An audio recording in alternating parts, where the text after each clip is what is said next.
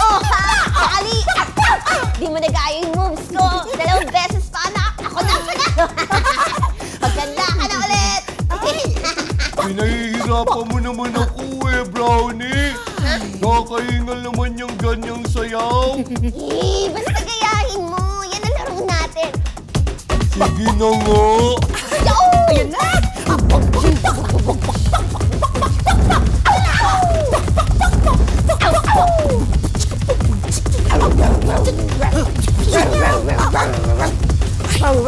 Lumilindol!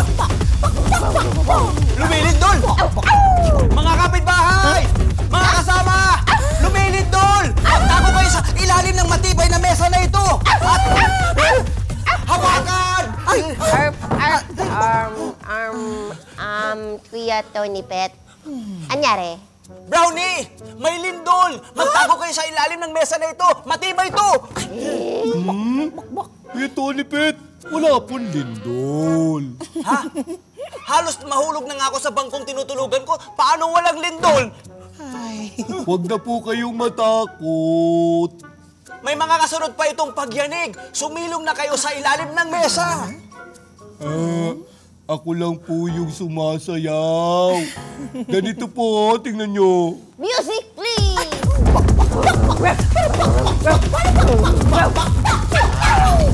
Ganun ba? Natutulog yung tao eh. Bubulabugin nyo. Oh, sige. Pasensya na.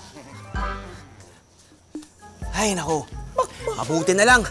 Kabisado ko ang mga dapat gawin kapag may lindol. Duck, cover, hold. Kayo, alam nyo na ba yun? Bakbak? Siyempre po! Bakbak! Bring in the beat!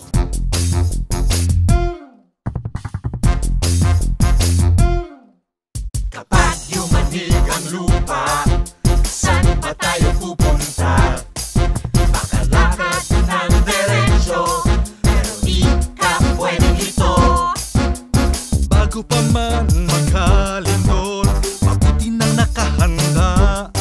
Huwag hayang may kung ano pumutumpa. Punuin na ang go bag!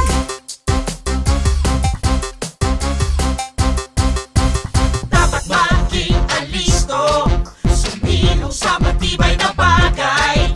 Takpan ang ulo, buksan ang mata, at sumilip pataas. Pag naman nasa labas, lumingon-lingon magmasid. Lumayo sa gilid ng bundok at tubig. At iwasan ng mga tulay. Siguraduhin huwag nang babalik sa loob at tumingin ng saklolo. At tumulong ka sa iyong kapwa, mga kapwa nasa labas.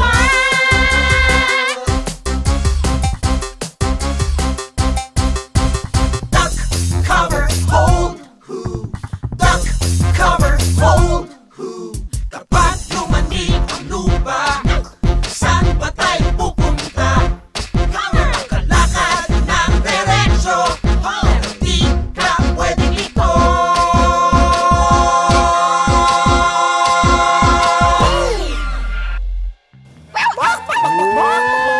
Salamat ha! Ang gagaling nila, no? Kayo rin, ang galing nyo ha. Ano nga po ulit yung tsunami? Kapag may lindol, asahan ninyo na maaaring may kasunod itong tsunami. Tataas ang level ng dagat at magdudulot ito ng malalaki at malalakas na mga alon. Oo nga. Diyan nga ako takot, Kuya Tony Pet. Sa laki kong ito, mahirap lumangoy. Kaya kung may lindol at malapit kayo sa dagat, pumunta sa lugar na mas mataas at mas malayo sa dagat para maging ligtas sa tsunami. Paano po kung malapit ako sa bundok? Kung malapit ka sa bundok, lumayo naman sa mga gilid dito at baka sakaling magka-landslide. huwag ding kalimutang isama sa pagdikas ang nakahandang go bag. Ha! Go bag! Ang laman ng ating go bag,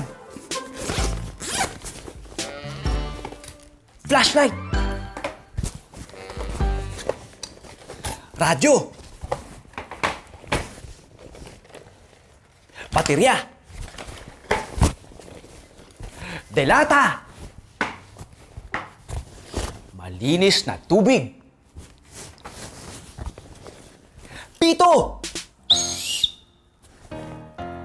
cellphone. Wait a minute! So, pareho po bang tsunami at storm surge? Ralph? Oo at hindi. What do you mean, Kuya? Wow. Pareho itong nagdudulot ng pagtaas at paglakas ng alon at pagbaha. Pero magkaiba ito ng sanhi. Ang tsunami ay dulot ng lindol sa ilalim ng dagat. Kapag yumanig ang ocean floor, nagtutulak ito ng tubig pataas at nagkakaroon ng malalaking alon patungo sa baybayin. Ang storm surge naman ay malalaking alon gawa ng lakas ng hangin na kasama ng bagyo.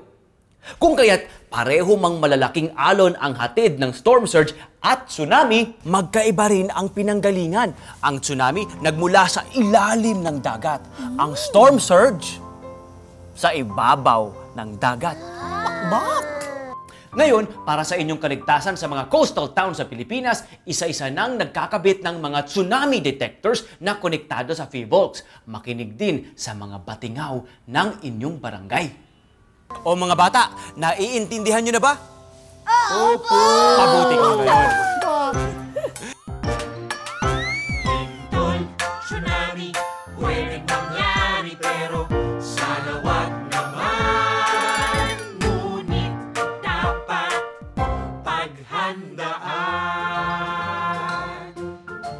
ang mga crack, landslide at mga swoosh, tsunami. Ang iyong mga kilos ay dapat ganang bilis!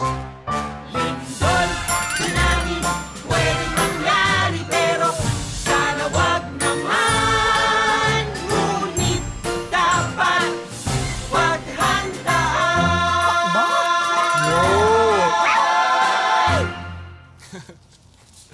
Salamat! O mga bata, natutuhan nyo na rin ba kung ano ang mga dapat gawin kung may landslide at tsunami? Nga, kaya dapat maging laging handa. At maging alisto. Tama!